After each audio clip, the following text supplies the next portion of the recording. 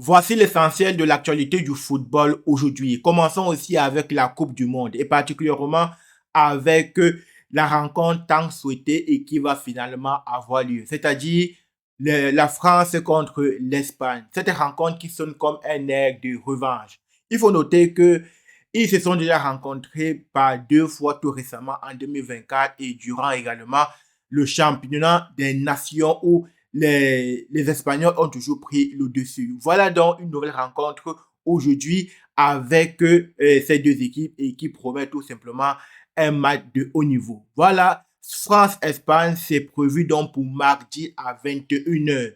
Voilà, il faut donc noter ce rendez-vous dans les calendriers et à ne pas manquer pour aucune raison. Et maintenant, il y a donc M.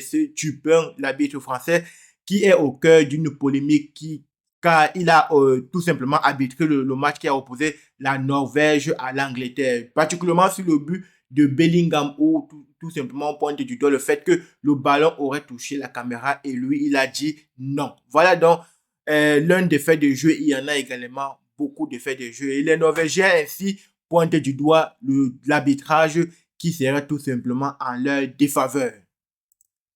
Ils annoncent en réalité qu'il y a eu deux types d'arbitrage, l'arbitrage de la Norvège et celui de l'Angleterre. Bien évidemment, eux, ils étaient défavorisés. Voilà donc pour ce qui est de ce match de la France-Espagne et puis la VAR. On continue donc toujours ici avec la Coupe du Monde où Lionel Messi bat un nouveau record, le record des passes décisives. Il faut déjà noter qu'il est déjà le recordman des buts en Coupe du Monde. Il a aujourd'hui 21 buts, me semble-t-il. Il est donc meilleur buteur de cette compétition. Voilà, et sauf qu'il y a quelqu'un derrière lui qui vient en force, qui s'appelle tout simplement Kylian Mbappé et qui est toujours en liste pour cette Coupe du Monde.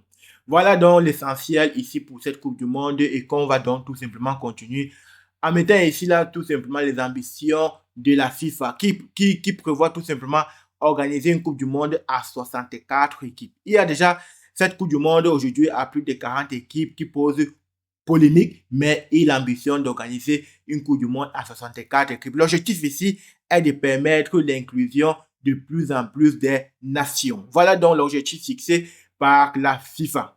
Voilà, et puis surtout par Gianni Infantino. Maintenant, on continue ici avec l'autre demi-finale qui est attendu dans cette Coupe du Monde, l'Argentine qui va affronter tout simplement l'Angleterre. Là encore, il y a une concurrence très forte entre ces deux équipes-là et qui va donc tout simplement refaire surface. Les Argentins ont déjà annoncé les couleurs. Voilà, ceci est tout dit. Voilà, et ça va donc promettre tout simplement un match également de haut niveau. Il faut noter que tous les pays qualifiés pour les demi-finales ont déjà été vainqueurs au moins une fois dans cette compétition. C'est pour la première fois depuis des décennies que cela arrive encore.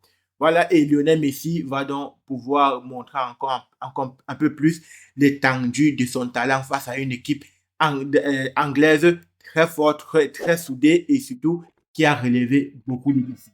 Voilà, et également, on parle ici de Jérémy Doku qui a tout simplement été hospitalisé avant le début de la compétition. Ceci a donc tout simplement diminué ses capacités à aborder cette compétition et ainsi il a pu discuter cette Coupe du Monde à moins de 100% de son potentiel. Mais ceci est une histoire ancienne car la Belgique a été éliminée, ils sont donc rentrés à la maison. Maintenant, continuons ici avec le Mercato, où Vinicius Junior est en passe de prolonger avec le Real de Madrid. Après des discussions mises en pause, il y a désormais un élan de bonnes décisions, du moins cette prolongation est en bonne voie après une reprise des discussions et les rencontres prochaines vont déterminer si oui ou non il va donc prolonger avec le Real ou alors il va tout simplement s'en aller.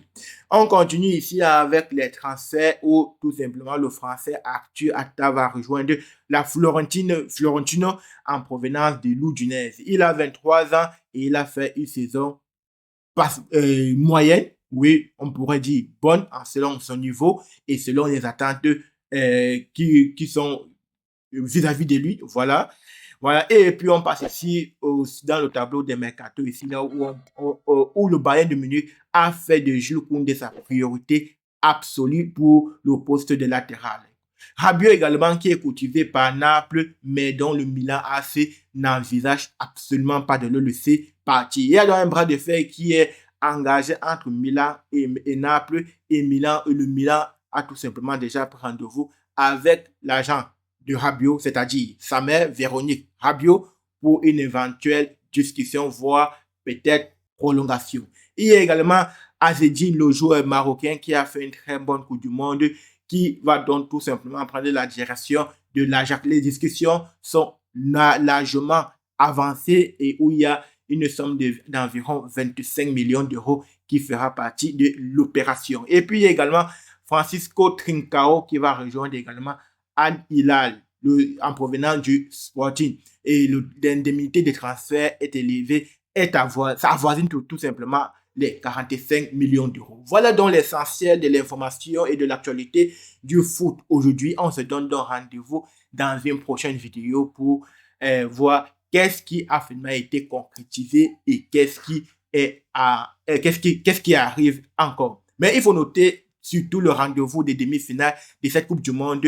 France-Espagne, c'est mardi à 21h. Et puis, Angleterre-Argentine, c'est pour mercredi à 21h. Également pour cette Coupe du Monde qui se déroule sur 3 pays, en Amérique, au Canada et puis au Mexique, et ça bat son plein. Il ne manque plus que 2 matchs pour chaque pays encore en liste pour pouvoir possiblement pour remporter le titre. Merci et on se dit donc à la prochaine. C'était Jonas et à la prochaine. Merci.